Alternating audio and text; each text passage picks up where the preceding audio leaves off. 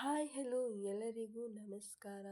ನಾನಿವತ್ತು butterfly park ಅಂದರೆ ಬನ್ನೇರುಘಟ್ಟ ಜೈವಿಕ ಉದ್ಯಾನವನದಲ್ಲಿ ಬಟರ್ಫ್ಲೈ ಪಾರ್ಕ್ ಕೂಡ ಒಂದು ಸುಂದರವಾದ ಪಾರ್ಕ್ ಇದೆ. ಇಲ್ಲಿ ಎಲ್ಲ ಥರದ ಬಟರ್ಫ್ಲೈ ಸಿಗುತ್ತೆ, ನೋಡಬಹುದು ಅಂತಲೇ ಹೇಳ್ಬೋದು.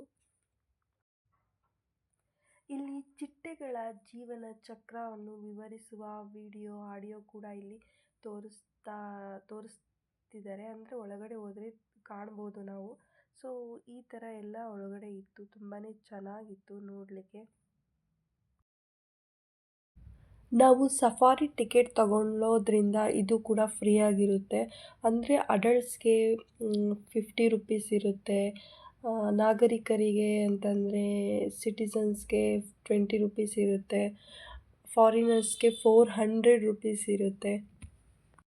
ಅಂದರೆ ನಾಗರಿಕರು ಅಂದರೆ ಹಿರಿಯ ನಾಗರಿಕರಿಗೆ 20 ರುಪೀಸ್ ಇರುತ್ತೆ. ವರ್ತ್ ಅಂತ ನನಗೆ ಅನ್ನಿಸ್ತು.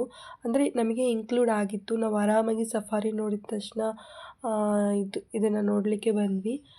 ನೋಡಿ ಎಷ್ಟು ಚೆನ್ನಾಗಿದೆ ಅಂತ ಈ ಬಟರ್ಫ್ಲೈಸು. ನಾವು ಹಳ್ಳಿಲಿದ್ದಾಗ ನಮ್ಮ ಮುಂದೆನೇ ಬಟರ್ಫ್ಲೈಸ್ ಹೋಗ್ತಾ ಇರುತ್ತೆ. ನಾವು ಅಷ್ಟೊಂದು ಓಕೆ ಅಂದರೆ ನಾವು ಡೈಲಿ ಅದನ್ನು ಅಷ್ಟೊಂದು ನಾವು ಇಂಪಾರ್ಟೆಂಟ್ ಕೊಡೋದಿಲ್ಲ. ಇವಾಗ ತುಂಬಾ ಇಂಪಾರ್ಟೆಂಟ್ ಕೊಡಬೇಕು ಅನಿಸುತ್ತೆ. ಚೈಲ್ಡ್ಹುಡ್ ಮೆಮೊರಿ ಎಲ್ಲ ಒಂದು ಸಲ ರೀಕಾಲ್ ಆಗ್ತಾ ಇರುತ್ತೆ.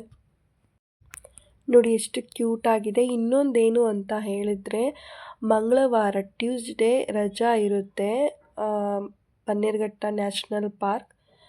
ಯಾರೆಲ್ಲ ಹೋಗಬೇಕು ಅಂತ ಅಂದ್ಕೊಂಡಿದ್ದೀರಾ, ಮಂಗಳವಾರ ಮಾತ್ರ ಹೋಗಬೇಡಿ. ನಾವು ಒಂದು ಸಲ ಹೋಗಿ ವಾಪಸ್ ಕೂಡ ಬಂದಿದ್ವಿ. ನೋಡಿ ಇದು ಮರಿ, ಇದು ಎಲೆಗಳನ್ನು ತಿಂತ ಹಾಗೆ ಬೆಳೆಯುತ್ತೆ.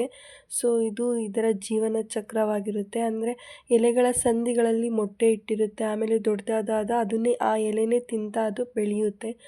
ಇದು ನೋಡಲಿಕ್ಕೆ ತುಂಬಾ ಒಂಥರ ಖುಷಿ ಆಗ್ತಾಯಿತ್ತು. ಇಲ್ಲಿರೋ ವಾತಾವರಣ ಎಲ್ಲ ತುಂಬಾ ಸಖತ್ತಾಗಿತ್ತು. ತುಂಬಾ ನೀಟಾಗಿ ಕೂಡ ಮೇಂಟೈನ್ ಮಾಡಿದ್ದಾರೆ. ನೋಡ್ಬೋದು ಅಲ್ಲಿ ಚಿಟ್ಟೆಗಳು ಕಾಣಿಸ್ತಾ ಇದ್ದಾವೆ. ನಾನು ಯಾವಾಗ ಚಿಟ್ಟೆಗಳ ಜೊತೆ ಫೋಟೋ ತಗೊಳ್ಳೋಕೆ ಹೋಗ್ತೀನಿ ಆವಾಗ ಚಿಟ್ಟೆನೇ ಕಾಣಿಸೋದಿಲ್ಲ, ಮತ್ತು ಚಿಟ್ಟೆ ಹಾರಾಡಿಕೊಂಡು ಹೊರಟೋಗ್ಬಿಡುತ್ತೆ. ಇದು ಬಂದು ಒಳಗಡೆ ಒಂದು ಫಿಶ್ ಟ್ಯಾಂಕ್ ಕೂಡ ಇಟ್ಟಿದ್ದಾರೆ. ಅದನ್ನು ನೋಡಿಕೊಂಡು ಹಾಗೆ ನಾವು ಮುಂದ್ಗಡೆ ಹೋಗ್ತಾ ಇದ್ವಿ. ಇದು ಚಿಟ್ಟೆಗಳ ಪಾರ್ಕ್ ಆದಮೇಲೆ ಇದು ಸೆಕ್ಷನ್ ಸಿಗುತ್ತೆ. ನಾನಿಲ್ಲಿ ನಡ್ಕೊಂಡು ಹೋಗ್ತಿರೋದು ಒಂದು ಕ್ಲಿಪ್ನ ಆ್ಯಡ್ ಮಾಡಿದ್ದೀನಿ. ನೋಡಿ ಎಷ್ಟು ಜನ ಬಂದಿದ್ದಾರೆ ಅಂತ. ನಾವು ಹೋಗಿದ್ದು ವೀಕ್ ಡೇಸಲ್ಲಿ, ಇನ್ನು ವೀಕೆಂಡಲ್ಲಿ ತುಂಬ ಜನ ಇರ್ತಾರೆ ಅಂತ ಹೇಳ್ತಾರೆ. ತುಂಬಾ ಚೆನ್ನಾಗಿತ್ತು ಈ ಪಾರ್ಕ್ ಅಂತ ನನಗೆ ಅನ್ನಿಸ್ತು. ನೀವು ಯಾರೆಲ್ಲ ಹೋಗಿದ್ದೀರಾ ನೀವು ಕೂಡ ಕಮೆಂಟ್ಸ್ ಮುಖಾಂತರ ತಿಳಿಸಿ. ಈ ಪಾರ್ಕ್ನ ನೋಡ್ಕೊತ ಆಚೆ ಬಂದರೆ ನಾವು ಝೂಗೆ ಎಂಟರ್ ಮಾಡ್ತೀವಿ. ಝೂ ಅಲ್ಲಿ ಆಲ್ಮೋಸ್ಟ್ ನಾವು ಸಫಾರಿಲಿ ನೋಡೋ ಥರನೇ ಇತ್ತು. ಬಗ್ಗಿ ವ್ಯಾನ್ ಮೂಲಕನೂ ನಾವು ಆರಾಮಾಗಿ ಹೋಗ್ತಾ ನೋಡ್ಕೊಂಡು ಹೋಗ್ಬೋದು. ಬಟ್ ವಾಕ್ ಮಾಡ್ಕೊಂಡು ಹೋಗೋವಷ್ಟು ಮಜಾ ಸಿಗೋದಿಲ್ಲ ಅಂತ ನನ್ನ ಅಭಿಪ್ರಾಯ.